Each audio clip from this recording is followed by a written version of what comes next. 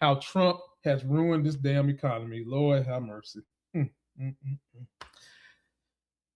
I can recall a day when everybody used to say, you need to have all these streams of revenue. And I used to roll my eyes to a degree because the type of people that would say it was like these con folks. They was trying to sell you how they want you to get the stream of revenue, whether it was real estate, stocks, whatever.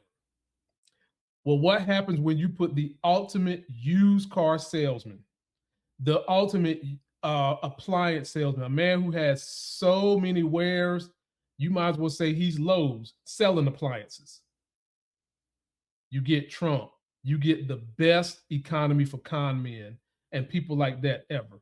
And before we get into some of the numbers of what he's done, let me show you a video from, I think, maybe 2000, where Trump basically told you him and rich dudes love a broken economy because that gives them the opportunity to swoop in, scoop up more resources, set whatever prices they want to set on it, and then us poor smucks who are not in the 1%, we succumb to inflation, we succumb to the prices they put in place, or we've got to do more work to slave with these guys. Take a look at Trump.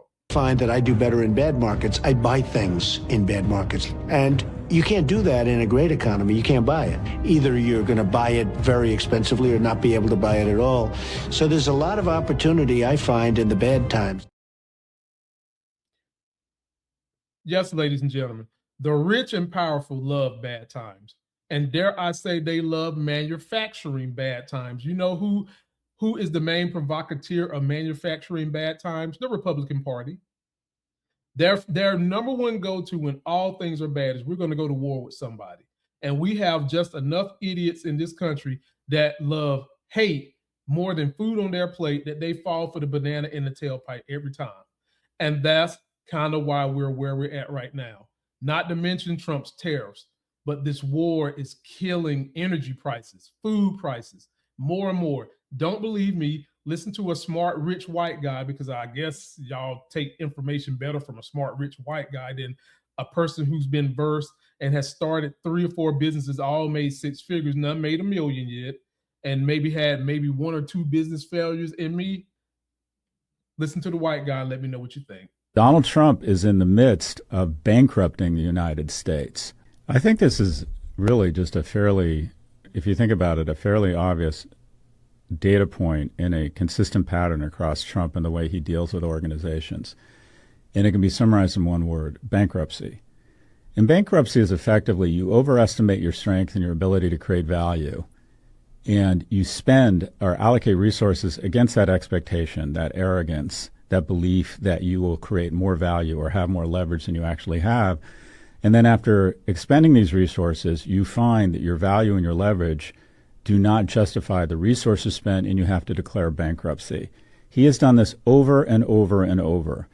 And when you are spending $250 billion on munitions and bombs that result in a weakening of your economic power, and you explode the deficit and then go back and ask for another $1.5 trillion, a $400 billion increase in the budget, simply put, Donald Trump is in the midst, or now the 5th or 6th inning, of bankrupting the United States. Mm-hmm. And what do you always hear from Republicans that claim to be budget hawks? Oh, we got to stop the deficit. We can't pay for Social Security and Medicaid, these entitlements. And I always roll my eyes at that and want to start cussing. It's not an entitlement. People have paid into that. It's your grimy asses for spending the money that was there, politicians. They always want you to believe that they're the best for business.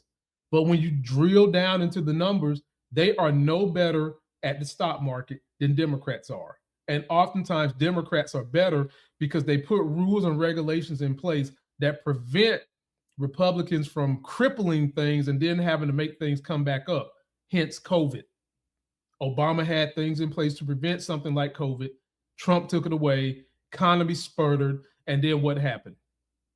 Now we're in this war. Now we've got these tariffs.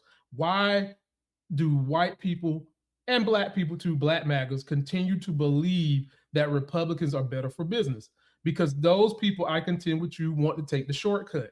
They want to take the steroids in capitalism. And then they want to go tell you poor fools who have to go to them to revere them that capitalism is the greatest system in the world when they don't even tell you how the hell they've cheated. They don't tell you that.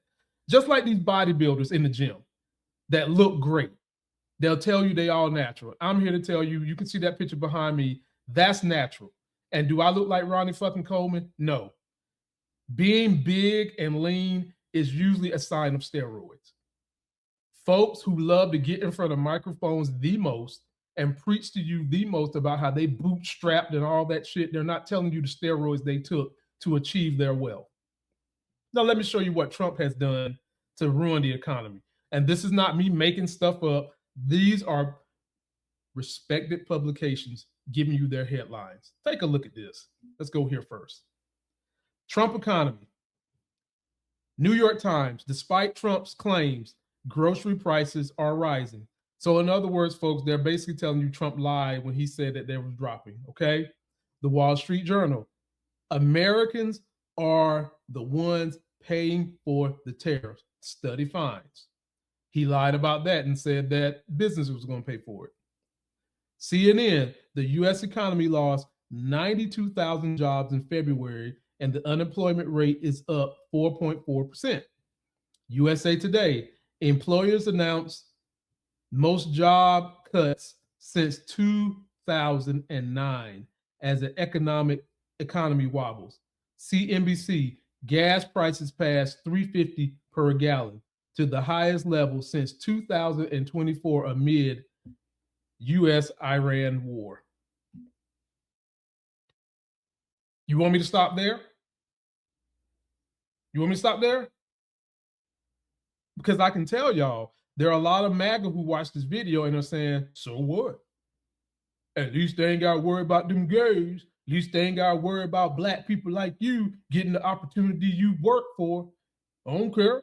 I got 2 teeth and they both yellow. One of them going black and it hurt. And I ain't got no food on my plate, but I got this hate. Let me show you some more data. The U.S. lost 68,000 manufacturing jobs last year in the wake of Trump's tariffs. So you see where the graph starts right here. We take a little dip, we go up, and then, folks, what happened? We plummet. I mean, we went down the drain like Mario and Luigi did in the Super Mario Brothers movie. Flush us down the fucking drain. This is the result of flyover country moms who came out for Biden, then flipped back to Trump, voting because they did not want a black woman running the economy. Why would you not want one of the smartest people in this country, based on who has the most education, black women, not running the country? Kamala told you all this was going to happen. Kamala even had a plan to give $50,000 to people buying new homes because of what was going on with inflation. And it bothers me because I don't understand how, well, I guess I can't understand. There's too many uneducated people about the real way the world works. They're still stuck in their Bible-laden, propaganda man push stereotypes of the world and haven't broken out of the bubble. But how is it that you would rail against Kamala giving people 50 G's for down payment on a home, but you don't get mad at Amazon and Elon Musk getting $2 or $3 billion for businesses, and sometimes they fail. Oftentimes they fail. Make that make sense. You're okay with Trump getting $2 billion for a fucking ballroom that we don't need. Mind you, folks, why do we need that ballroom with some kind of a bunker built underneath? Is that going to be a place where they're going to be trafficking folks for the Epstein thing and nobody will know about it? Because I've never seen a fevered pitch by right-wing people to build anything unless it's by slaves, unless there's a nefarious purpose. Why is there such a fever pitch to get $2 billion for a ballroom? I don't think nothing good is coming from that.